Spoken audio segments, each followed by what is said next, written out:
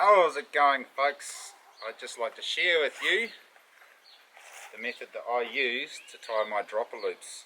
I've been doing quite a bit of research on this on the old internet, on the old YouTube, and there's lots of different ways to tie these, but no one's really got a really good video on how to tie heavy mono dropper loops. So I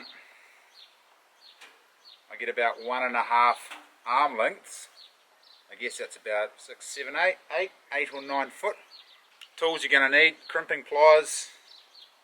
Well, you don't need crimping pliers, you can get away with it just by tying a fisherman's knot on either end. So you can tie a fisherman's knot onto the swivel and a fisherman's knot onto the sinker end, but I like to have a swivel crimped in on one end, so I'll crimp my swivel in there, and then 1 dropper loop, 2 dropper loops, and then I like to tie the sinker in with a fisherman's knot.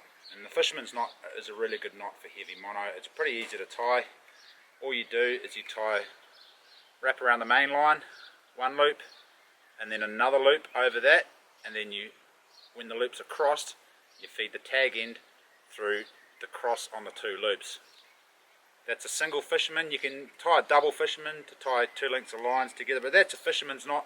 Other people might use another name for it, but I've always called it a fisherman's knot, and I will continue to do so. Alright, so first of all, tying your 2 dropper loops. These are dropper loops for deep sea fishing, for hapuka or bluenose. So I'll go about 1.5 foot down from the end that I want to put my swivel on, and then I'll measure how much line I want for my dropper, so that much, and then I'll actually put it in my teeth right there. Now this is a really good way to tie your dropper loop on the boat if the boat's cruising along and it's rocking and rolling in a really quick and efficient way. So I'll bite just in the middle where I want my hook to go, and then I'll twist it 10 times. 1, 2, 3, 4, 5. Now once you've twisted it 5 times, just work the line up and down to set the twists. 1, 2, 3, 4, 5. Once again, work the line up, and what working the line up and down is it sets the twists and makes them stand up like this. Mean. Alright, so now we've got the loop there. I might put 11 and twists in there actually. Now we've got the loop. Keep it in your teeth and put 8 twists around this big loop here. So 1, 2, 3, 4, 5, 6, 7, 8. 3. You've been watching carefully, you see I've got the 10 twists in the loop, that's the actual dropper loop, and then I've made another loop with 8 twists around there. And then what I'll do now, still keeping this in my teeth, is I'll make a small loop in these and then feed my twisted dropper loop through that small loop.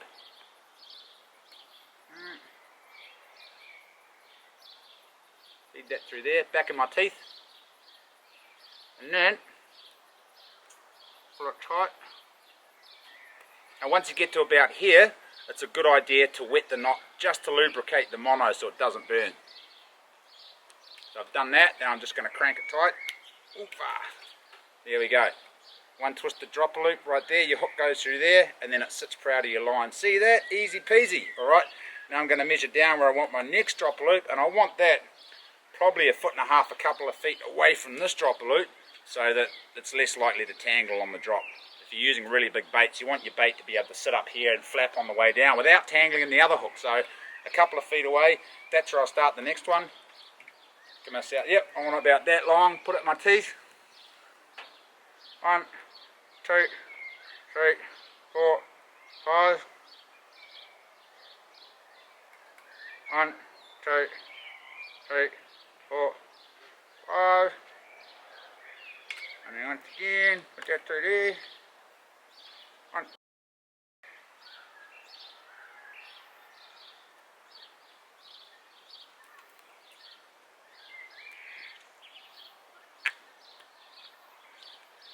There we go, dropper loop number 2, tied.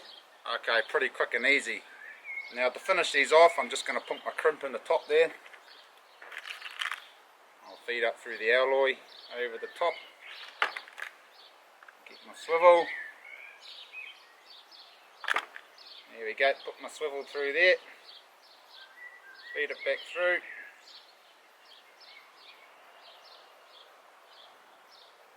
Set. Okay, now for crimping, you don't want to crimp right on the end of the crimp, you want to put about a couple of millimeters in.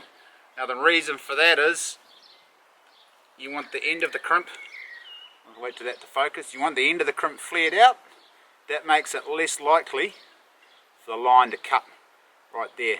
And then if you're using quite heavy crimps, if you twist it round before you crimp the other end in, it stops the crimp coming out in a U. So if you crimp them both on the same side, sometimes the crimp will be on a bit of a U shape. So by flicking it round like that, or doing a 180 with the crimp, you just prevent that U shape. There we go. So here's my swivel. She's all crimped into place, line's ready to go. And then on the other end, I can just tie a fisherman's knot to put my sinker on there. Some people like to put a loop and then put a breakaway line, so that if they lose anything, they just lose the sinker and not the rig, but I just tie the sinker straight on there. The sinker is more expensive than the rest of the rig anyway. Now to finish this off, I don't always do this. Quite often I'll just put the blimmin' hook straight on, but sometimes I'll pimp my rig up a little bit. How to pimp your rig? Okay, so I'll use these on the top and one of these on the bottom. Heaps of people use different it's and odds. Some people put a Lumo tube all the way to the hook, and then they'll put one of these on the end as well. And some people like to have these about 1.5 feet long so that the groper doesn't come in and hit the main line or whatever, but I just keep it simple. And then I'll just bite that together, make it a little bit wet, and then slide her up there.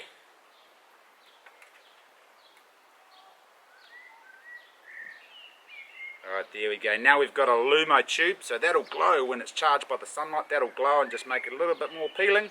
And then on the other loop, I'll put a Lumo squid. And just snip the top off that, so there's a little hole in there. And then once again, just bite the top, just to close it up, makes it easier to feed through there. And then I'll push that onto there. Get in there, you old squiddy. Easy peasy, there we go. Now I won't put the hooks on yet, I'll put the hooks on when I'm out fishing. So now what I do is I'll just coil it up, coiling it up, and then when I get to the tag end here, I'll wrap that around 8 or 10 times, 4, 5, 6, 7, 8, 9, 10, there we go. Just even the loops up. So there you go, there's your trace ready to go, and you can just chuck it in your bag, or you can chuck it in the back of the boat in the back corner somewhere. I like to keep them in a CD case. You know those CD cases you get from the warehouse? You can just chuck one of these in the CD case in the slot where the CD goes, and it keeps your rig nice and organised. And then when we're ready to fish, we'll pull it out. Simple matter of tying the braid onto the swivel end, tying the sinker on the other end, putting the hooks on, biffing it over, and you're in. Hassle free.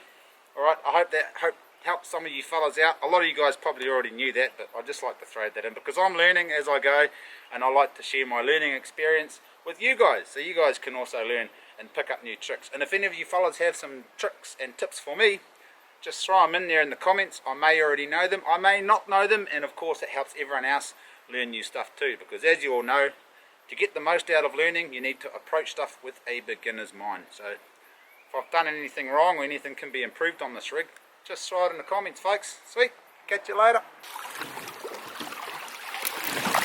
Yeah, sweet as, boys. Good as. Yes. Mean.